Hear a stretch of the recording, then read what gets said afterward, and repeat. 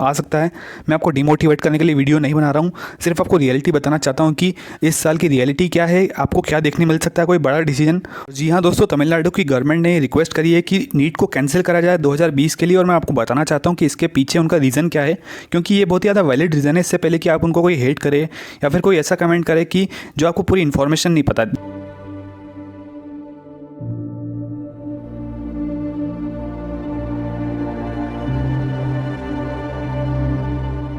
More than 70% of the school in Tamil Nadu is state board. So that's a real problem. The syllabus of majority of the matriculation or the government-oriented schools are not on par with whatever the NEET is expecting. Like I would say the NEET is. देखिए, आपको बताना चाहता हूँ कि तमिलनाडु में जो syllabus है, जो कि बोर्ड एग्जाम्स में पढ़ाया जाता है, 12th तक जो भी पढ़ाया जाता है, वो टोटली डिफरेंट है सीबीएसई के सिलेबस से। तो इसलिए वहाँ के जो बच्चे हैं उन लोगों ने डिमांड करी और फिर चीफ मिनिस्टर तक ये बात पहुँची। तो फिर चीफ मिनिस्टर ने भी अब डिमांड करी है कि नीट को कैंसिल करा जाए, या तो फिर हमारे स्टेट की मतलब तमिलनाडु स्टेट के लिए अलग से एंट्रेंस एग्जाम का प्रबंधन करा जाए।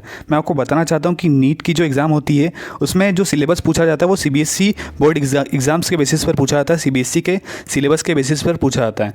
पर जो तमिलनाडु स्टेट है वहाँ पर टोटली डिफरेंट सिलेबस होने के कारण वहाँ के बच्चों को काफ़ी ज़्यादा डिफिकल्टी आती है।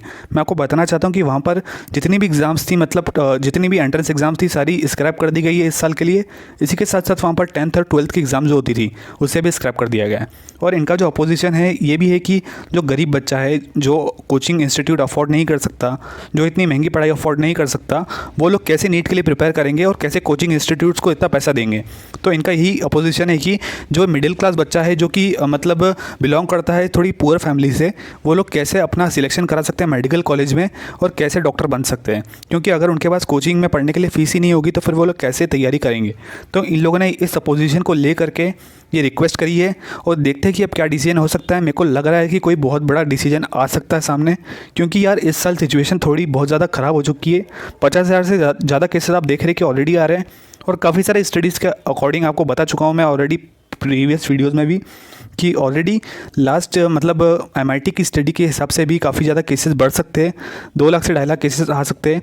और यार काफ़ी ज़्यादा जो हमें साइंटिफिक फैक्ट्स भी है ये बता रहे कि इस साल कोई भी एग्ज़ाम या फिर कोई भी सोशल गैदरिंग या फिर किसी भी तरह के ऐसे कोई फंक्शन करना जिसमें कि बहुत ज़्यादा लोग एक साथ इकट्ठे हो रहे हो पॉसिबल नहीं है।